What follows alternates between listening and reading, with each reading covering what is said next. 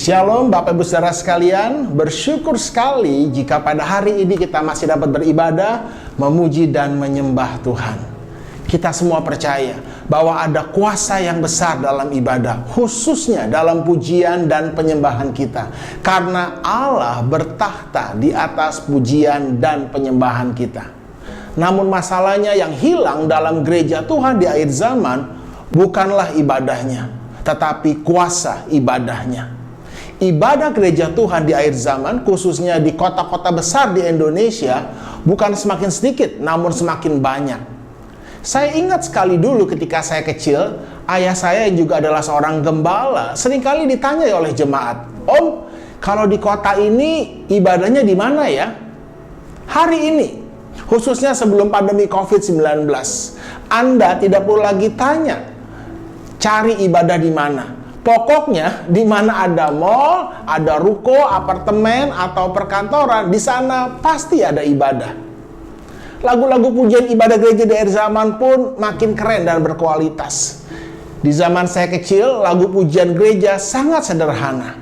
Cukup 3 kunci, CGF, dengan lirik yang sangat sederhana. Aku diberkati, sepanjang hidupku diberkati. Dalam nama Yesus, dalam nama Yesus ada kemenangan. Hari ini harinya Tuhan. Anda lihat, begitu sederhana. Namun lagu-lagu pujian gereja hari ini sangat kompleks, lirik dan kunci-kuncinya, bahkan aransemen musiknya sangat indah, puitis dan penuh makna, saudara. Termasuk khotbah dan pengkhotbah gereja di akhir zaman, makin keren dan canggih. Dan tidak ada yang salah dengan semuanya itu, saudara. Namun masalahnya, yang hilang dalam gereja Tuhan di akhir zaman bukan ibadahnya, bukan lagu-lagunya, bukan pengkhotbah atau khotbahnya, tetapi kuasa ibadahnya. Hari ini banyak orang beribadah, pergi ke gereja, bahkan melayani di mimbar, namun tetap hidup dalam dosa. Seperti yang dikatakan dalam 2 Timotius pasal 3 ayat 5-7. Secara lahiriah mereka menjalankan ibadah mereka, tetapi pada hakikatnya mereka memungkiri kekuatannya. Jauhilah mereka itu, sebab di antara mereka terdapat orang-orang yang menyelundup ke rumah orang lain dan menjerat perempuan-perempuan lemah yang syarat dengan dosa dan dikuasai oleh berbagai-bagai nafsu, yang walaupun selalu ingin diajar namun tidak pernah dapat mengenal kebenaran. Firman Tuhan dikatakan dengan jelas, secara lahiriah mereka menjalankan ibadah mereka. Artinya, secara fisik, secara lahiriah mereka berdoa, mereka memuji Tuhan, mereka menyembah Tuhan, namun hidup mereka dikuasai oleh dosa dan berbagai-bagai nafsu. Lalu dikatakan yang walaupun selalu ingin diajar, namun tidak pernah dapat mengenal kebenaran. Hari ini, saudara, banyak orang senang mendengar khotbah dari berbagai pengajaran firman Tuhan, khususnya lewat berbagai sosial media. Namun masalahnya, firman Tuhan yang mereka dengar itu sekalipun bagus sekali, namun pada hakikatnya tidak pernah dapat mengubah hidup mereka. Hari ini bagaimana dengan kita? Saya percaya, meskipun kita masih beribadah secara online, namun jika kita mengerti dan melakukan hakikat atau esensi dari ibadah, maka kuasa ibadah itu akan kembali nyata di dalam hidup kita. Sekarang, apa hakikat dari ibadah yang sesungguhnya? Hati nurani yang murni. Ya, hakikat dari ibadah kita bukan lagunya, bukan pengkhotbahnya dulu, bukan tempatnya, tetapi hati nurani kita dulu. Itulah yang Tuhan Yesus katakan dalam Matius 5 ayat yang ke-23 sampai 24. Sebab itu, jika engkau mempersembahkan persembahanmu di atas mezbah dan engkau teringat akan sesuatu yang ada dalam hati saudaramu terhadap engkau, tinggalkanlah persembahanmu di depan mezbah itu dan pergilah berdamai dahulu dengan saudaramu, lalu kembali untuk mempersembahkan persembahanmu itu. Tahukah Anda apa yang Tuhan Yesus maksudkan? Jika engkau teringat akan sesuatu yang ada dalam hati saudaramu terhadap engkau, pergilah berdamai dahulu dengan saudaramu, lalu kembali untuk mempersembahkan persembahanmu itu. Itulah hati nurani, saudara. Ibadah sebagus apapun, lagu pujian seindah apapun, doa puasa sebanyak dan selama apapun, tanpa didasari oleh hati nurani yang murni, tidak ada kuasanya. Tuhan Yesus berkata dalam Matius 23 ayat yang ke-19, "Hai kamu orang-orang buta, apakah yang lebih penting, persembahan atau mezbah yang menguduskan persembahan itu?" Mezbah berbicara mengenai hati kita, khususnya hati nurani kita. Di pemandangan Tuhan, hati kita jauh lebih penting daripada semua persembahan kita, daripada semua lagu yang kita nyanyikan. Karena hati nurani kita adalah dasar dari ibadah kita kepada Allah yang hidup. Itulah yang dikatakan dalam kitab Ibrani pasal 9 ayat 13 sampai 14.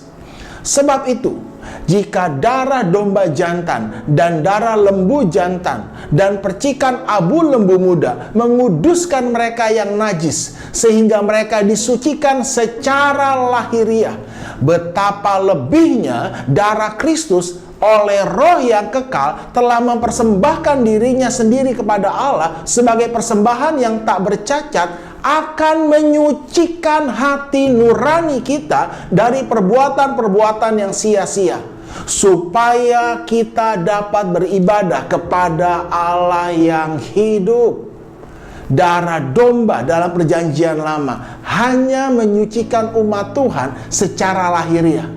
Namun darah Yesus, darah yang mahal, darah yang suci dan kudus, akan menyucikan hati nurani kita dengan satu tujuan, supaya kita dapat beribadah kepada Allah yang hidup. Jadi kita semua, Anda dan saya, kita tidak dapat beribadah kepada Allah yang hidup tanpa hati nurani yang murni. Dengan kata lain, tanpa hati nurani yang murni, ibadah kita hanyalah ibadah yang bersifat lahiriah. Sebagus dan sebaik apapun ibadah itu. Jadi ingat kebenaran ini baik-baik. Bagian Tuhan adalah menyucikan hati nurani kita dengan darahnya yang kudus. Sedangkan bagian kita adalah menjaga agar hati nurani kita yang telah disucikan oleh Tuhan itu tetap murni. Jadi sekali lagi, bagian siapa yang menyucikan hati nurani kita? Bagian Tuhan. Dengan pengorbanan di kayu salib, dengan darahnya yang kudus. Darah Yesus menyucikan hati nurani Anda dan saya. Namun, setelah hati kita disucikan oleh darah Yesus, bagian siapa yang menjaga untuk tetap murni? Itu adalah bagian kita. Bagian Anda dan saya. Dan itulah esensi dari ibadah, dari kekristenan yang sesungguhnya. Itulah yang Rasul Paulus katakan dalam Kisah Rasul 24 ayat yang ke-16. Sebab itu aku senantiasa berusaha untuk hidup dengan hati nurani yang murni di hadapan Allah dan manusia.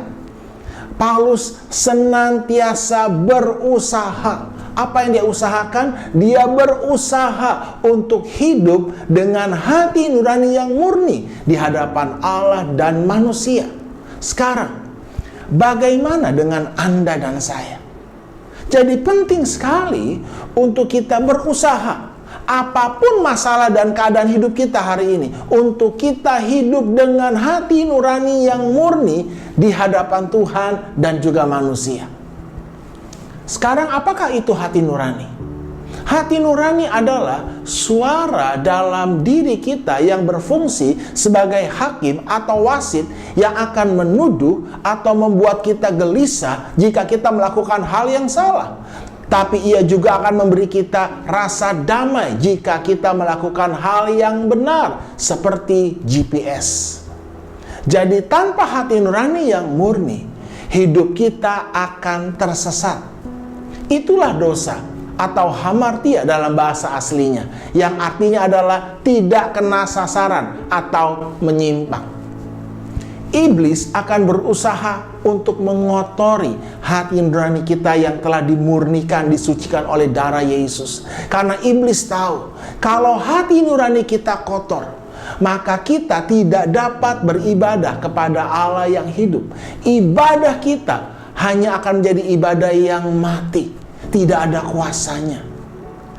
Doa kita menjadi doa yang mati. Doa agamawi, hanya formalitas, tidak ada kuasanya.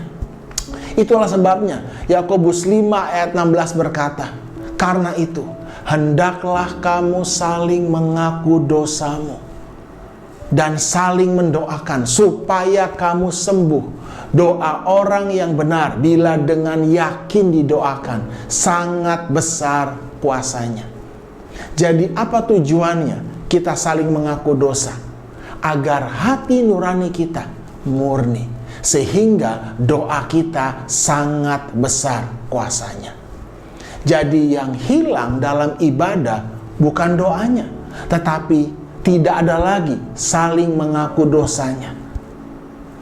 Yang ada malah sebaliknya, saling menyembunyikan dosa atau kesalahannya, bahkan saling menuduh satu dengan yang lain akan kesalahan saudaranya. Jadi saya rindu pagi ini kita semua sadar betapa pentingnya untuk kita berusaha hidup dengan hati nurani yang murni. Saya sendiri pun disadarkan oleh firman Tuhan yang saya sampaikan pagi ini. Ya, sungguh saudara, tanpa hati nurani yang murni, semua ibadah kita akan sia-sia, hanya bersifat lahiriah tanpa kuasa. Sebab tanpa hati nurani yang murni, kita tidak dapat mendengar suara Tuhan yang mengarahkan atau memberi kita nasihat. Daud berkata dalam Mazmur 16 ayat ke-7, aku memuji Tuhan yang telah memberi nasihat kepadaku. Ya, pada waktu malam hati nuraniku mengajari aku. Tanpa hati nurani yang murni, Anda tidak bisa hidup tenang dan memiliki rasa aman dalam hidup Anda. Amsal 28 ayat yang pertama berkata, orang fasik lari walaupun tidak ada yang mengejarnya, tetapi orang benar merasa aman seperti singa muda. Selama Anda terus memilih untuk menyimpan dosa atau kesalahan Anda tidak pernah mengakui dan membereskannya, maka sampai kapanpun tidak akan ada ketenangan dalam hidup Anda. Hati Anda akan terus gelisah, penuh ketakutan dan kebimbangan. Dan akibatnya Anda tidak bisa menerima sesuatu dari Tuhan. Anda tidak bisa menerima hikmat, pertolongan, mujizat yang dari Tuhan. Yakobus 1 ayat 7-8 berkata, orang yang demikian janganlah mengira bahwa ia akan menerima sesuatu dari Tuhan. Sebab orang yang mendua hatinya tidak akan tenang dalam hidupnya. Orang yang mendua hatinya adalah orang yang hidup tanpa hati nurani yang murni. Ia tidak punya kemantapan akan benar dan salah. Ia hidup dengan kompromi, saudara. Dalam 1 Timotius 1 ayat 19 dikatakan, beberapa orang telah menolak hati nuraninya yang murni itu, dan karena itu kandaslah iman mereka. Tanpa hati nurani yang murni, iman kita adalah iman yang rapuh, tidak tahan uji, mudah sekali dihancurkan dan kandas. Padahal Tuhan berkata, dan inilah kemenangan yang mengalahkan dunia, iman kita. Tanpa hati nurani yang murni, kita tidak bisa memiliki iman yang mengalahkan dunia. Bahkan dalam 1 Yohanes 3 ayat 21-22 dikatakan, saudara-saudaraku yang kekasih, jikalau hati kita tidak menuduh kita, maka kita mempunyai keberanian percaya untuk mendekati Allah. Dan apa saja yang kita minta, kita memperolehnya daripadanya, karena kita menuruti segala perintahnya dan berbuat apa yang berkenan kepadanya. Saya percaya ketika kita menuruti segala perintah Tuhan dan berbuat apa yang berkenan kepadanya, hati nurani kita tidak akan menuduh kita. Tetapi jika hati nurani kita menuduh kita, itu artinya ada perintah Tuhan yang kita langgar, atau kita telah berbuat sesuatu yang tidak berkenan kepada Tuhan. Rasul Paulus menulis hal ini kepada Timotius dalam 2 Timotius pasal yang pertama ayat yang ketiga. Aku mengucap syukur kepada Allah yang kulayani dengan hati nurani yang murni, seperti yang telah dilakukan nenek moyangku. Tanpa hati nurani yang murni, pelayanan kita tidak berkenan kepada Tuhan. Dan itulah yang terjadi di akhir zaman ini. Khususnya ketika Tuhan Yesus datang kedua kalinya, dikatakan dalam Matius 7 ayat 22-23, pada hari terakhir banyak orang akan berseru kepadaku, Tuhan, Tuhan, bukankah kami bernubuat demi namamu dan mengusir setan demi namamu dan mengadakan banyak mujizat demi namamu juga? Pada waktu itulah aku akan berterus terang kepada mereka dan berkata, aku tidak pernah mengenal kamu. Enyahlah daripadaku, kamu sekalian pembuat kejahatan. Wow. Jangan sampai Tuhan Yesus berkata kepada kita, khususnya saya dan juga hamba-hamba Tuhan, enyahlah daripadaku, kamu sekalian pembuat kejahatan. Ya, sekarang kita melihat pada kenyataannya, banyak hamba Tuhan atau pelayan Tuhan yang terkenal dipakai Tuhan, namun hidup dalam perzinahan, terikat pornografi, dan berbagai dosa lainnya. Jangan sampai kita terlalu fokus sibuk membangun pelayanan kita sampai kita lupa, kita mengabaikan hati nurani kita yang murni. Kita kompromi dengan dosa. Hati nurani kita yang murni adalah dasar kekristenan yang sejati. Bukan pelayanan, bukan aktivitas ibadah kita, tetapi hati nurani kita. Dan kita harus menjaga agar hati nurani kita tetap murni di hadapan Tuhan dan manusia. Itu artinya hubungan Anda dengan Allah dan sesama beres. Tidak ada ganjelan, saudara. Itulah yang Rasul Paulus maksudkan. Aku senantiasa berusaha untuk hidup dengan hati nurani yang murni di hadapan Allah dan manusia. Pertanyaan pentingnya pagi ini, bagaimana saya bisa hidup dengan hati nurani yang murni? Ada sebuah pertanyaan yang Anda harus berani jawab dengan jujur. Pertanyaan itu adalah, adakah perbuatan yang sangat merugikan orang lain yang pernah Anda perbuat dan belum pernah pemberesan? Kita ambil contoh konkret dalam firman Tuhan, yaitu pertobatan Sakeus.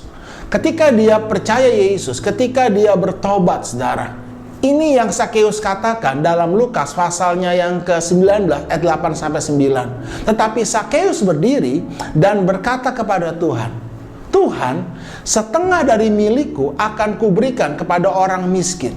Dan sekiranya ada sesuatu yang kuperas dari seseorang, akan kukembalikan 4 kali lipat. Kata Yesus kepadanya, hari ini telah terjadi keselamatan kepada rumah ini, karena orang ini pun anak Abraham. Apa yang Sakeus lakukan adalah dia sedang memurnikan hati nuraninya. Lewat apa? Pengakuannya. Dan bukan hanya pengakuan, dia melakukan pemberesan, saudara, dengan orang-orang yang pernah dia sakiti, yang dia pernah peras. Dan itulah dasar dari ibadah kita. Dan itulah dasar juga dari iman kita. Tanpa hati nurani yang murni, saudara, kita tidak bisa dapat memiliki iman yang menyelamatkan, iman yang tangguh, saudara. Nah, apa yang harus kita bereskan dalam hidup kita, dalam kita memurnikan hati nurani kita? Yang pertama, pernahkah Anda berbohong atau menipu orang lain? Yang kedua, apakah Anda pernah mencuri dan tidak mengembalikan pinjaman? Atau Anda pernah gosip, fitnah, merusak nama baik orang lain? Anda pernah melukai orang lain, kata-kata atau tindakan fisik? Anda pernah melakukan percabulan dengan orang lain? Atau Anda pernah memberontak terhadap otoritas? Anda merusak hidup orang lain? Nah, inilah hal-hal yang kita harus bereskan, saudara. Dan kalau Anda tidak bereskan hal-hal ini, Anda abaikan, ya Tuhan sudah mengampuni dosamu. Tapi Tuhan mau Anda dan saya, kita bertanggung jawab. Untuk apa? Membersihkan hati nurani kita, supaya tidak ada lagi ganjelan. Anda bisa bayangkan kalau Sakeus tidak melakukan pemberesan, orang akan mencibir, saudara. Ada begitu banyak orang yang dilukai oleh Sakeus.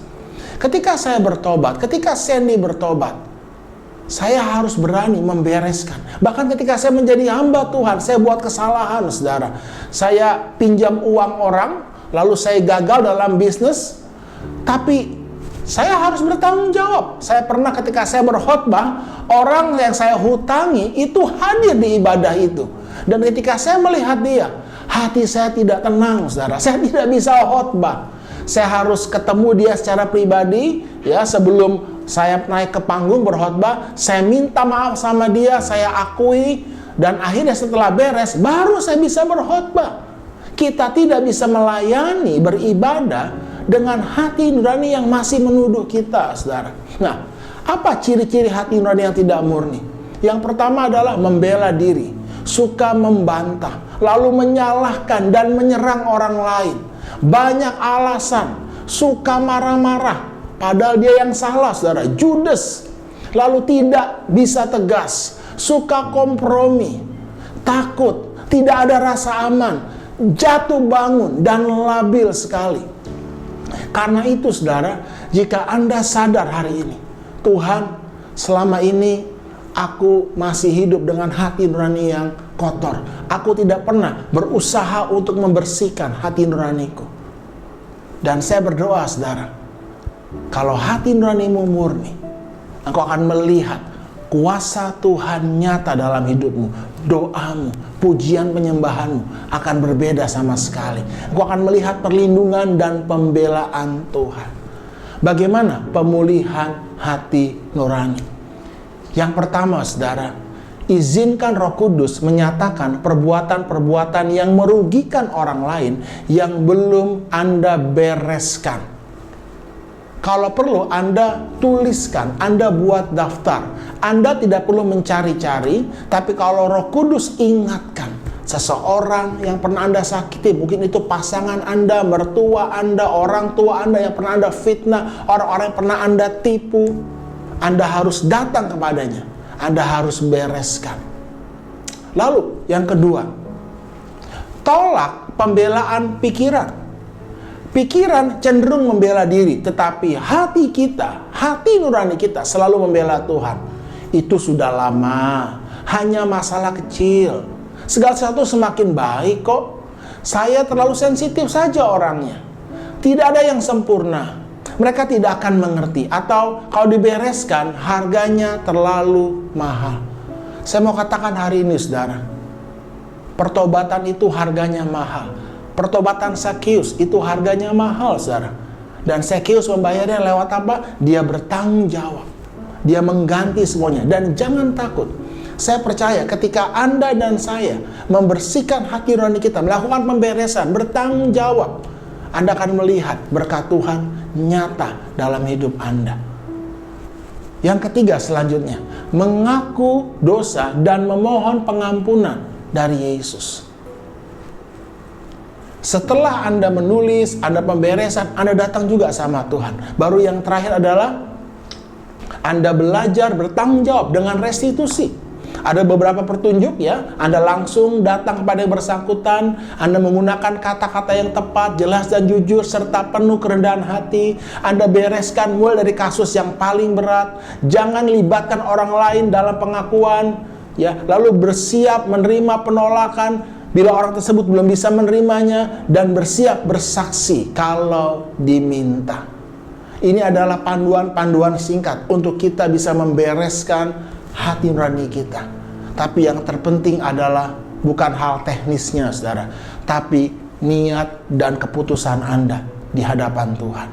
Anda bisa datang kepada mentor Anda bisa datang kepada gembala saudara untuk minta bimbingan praktis untuk pemberesan dari hati nurani yang murni ini. Ketika hati nuranimu murni, iblis tidak punya tempat lagi untuk menuduh hidupmu. Saya ingat ada satu kisah ilustrasi dua kakak adik bersaudara. Ya, satu kali mereka lagi asik mencuci piring, ya, lalu adiknya memecahkan piring itu. Dan lalu kakaknya melihat itu berkata, "Tenang, adikku. Ya, kita beresin cepat-cepat. Ya, tidak ada yang tahu, tidak ada yang melihat. Papa mama tidak tahu. Ini rahasia kita berdua." Lalu singkat cerita, memang tidak ada yang tahu, saudara. Dan esok harinya, ketika mereka pergi ke sekolah, orang tuanya kasih mereka uang jajan. Sebutlah ya, 10.000. Di tengah jalan, kakaknya berkata seperti ini, "Dik, kakak minta ya 10.000 kamu, uang jajan kamu." Adiknya protes, "Loh kok? Kan kakak sudah dikasih." Lalu kakaknya berkata, "Ingat, piring. Piring, kalau kamu nggak kasih, kakak cerita loh sama mama." Waduh, saudara, lalu adiknya dengan terpaksa memberikan 10.000-nya itu. Dan hari itu alhasil adiknya tidak makan, tidak jajan di sekolah. Esoknya pun demikian. Selama berhari-hari, adiknya ini memberikan uang jajannya kepada kakaknya. Ketika ibunya bertanya, "Loh kok kamu kurusan sekarang?" Adiknya nggak berani menjawab. Karena apa, saudara? Dia menyembunyikan kesalahannya. Sampai satu hari, sang adik pun datang kepada mamanya. Dan dia mengakui kesalahannya. Lalu mamanya memang memarahinya. Dia ambil tanggung jawab, dia merendahkan hatinya. Tapi masalah beres, saudara. Dan apa yang terjadi ketika keesokan harinya kakaknya menagih? "Dik, mana 10.000-nya?" Apa yang adiknya lakukan? "Enggak." "Oh, ingat loh, piring." Adiknya berkata, "Terserah kakak, mau piring, mau mangkok, mau panci, mulai hari ini saya tidak akan kasih lagi uang. Karena aku sudah mengakuinya sama mama." Wow, itulah gambarannya, saudara. Ketika engkau membereskan hati nuranimu, iblis tidak punya tempat lagi untuk menuduh hidupmu. Sehingga engkau dapat berani mendekati Allah. Ketika hatimu tidak mundur lagi, engkau dapat meminta kepada Allah dengan penuh iman dan keyakinan. Dan doamu menjadi doa yang penuh dengan kuasa. Karena itu, penting sekali kita belajar dari Rasul Paulus. "Sebab itu aku senantiasa berusaha, apapun harganya, untuk hidup dengan hati nurani yang murni di hadapan Allah dan manusia." Jadi sadarlah pagi ini, bahwa hati nurani yang murni adalah dasar ibadah kita kepada Allah yang hidup. Kalau sebentar kita akan masuk dalam perjamuan kudus, saya ingin saudara mengerti akan kebenaran ini. Darah domba jantan, darah lembu dalam perjanjian lama hanya menyucikan umat Tuhan secara lahiriah. Tetapi darah Yesus yang kudus dan mahal menyucikan hati nurani kita, supaya kita dapat beribadah kepada Allah yang hidup. Mari kita siapkan hati kita untuk kita masuk dalam perjamuan kudus.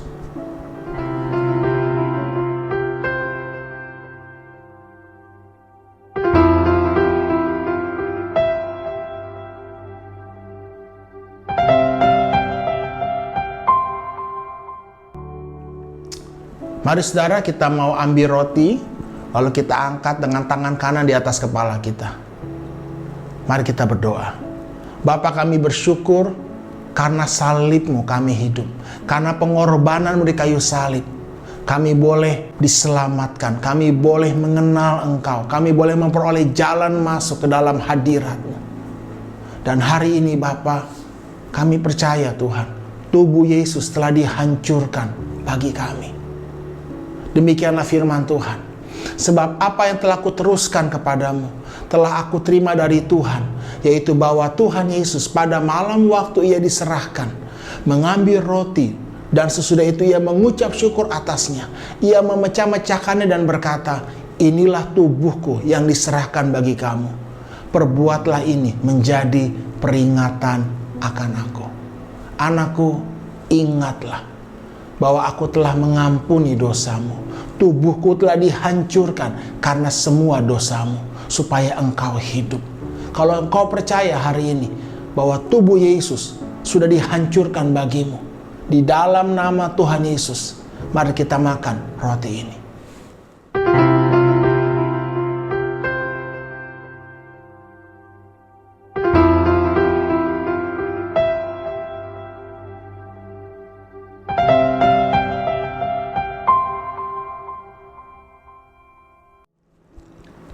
Sekarang kita ambil cawan dengan tangan kanan di atas kepala kita. Bapa, kami percaya darah Yesus, darah yang kudus, menyucikan hati nurani kami dari segala perbuatan kami yang sia-sia. Bahwa kami dibenarkan bukan karena usaha perbuatan kami, tapi karena darah-Mu yang kudus. Dan Engkau mau kami hidup dengan hati nurani yang murni. Kami tidak lagi menyimpan dosa dan kesalahan dalam hati nurani kami. Kami mau senantiasa bersih, tidak ada ganjelan. Kami boleh menjadi kesaksian yang hidup. Beri kami anugerah kekuatan Bapa untuk kami membereskan, membersihkan hati nurani kami. Demikianlah firman Tuhan. Demikian juga Ia mengambil cawan sesudah makan lalu berkata, cawan ini adalah perjanjian baru yang dimeteraikan oleh darahku. Perbuatlah ini setiap kali kamu meminumnya menjadi peringatan akan aku. Sebab setiap kali kamu makan roti ini dan minum cawan ini, kamu memberitakan kematian Tuhan sampai Ia datang. Di dalam nama Tuhan Yesus, jika engkau percaya akan kuasa darah Yesus yang kudus, minumlah.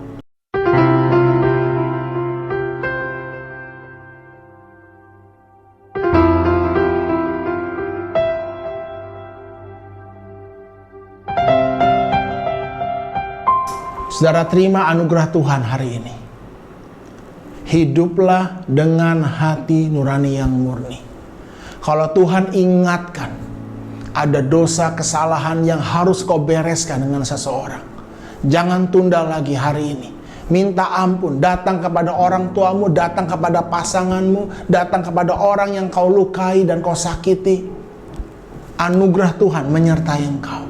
Ketika kau membersihkan hati nuranimu, ketika engkau berusaha untuk tetap menjaga hati nuranimu murni, engkau akan melihat perlindungan dan pembelaan Tuhan nyata dalam hidupmu.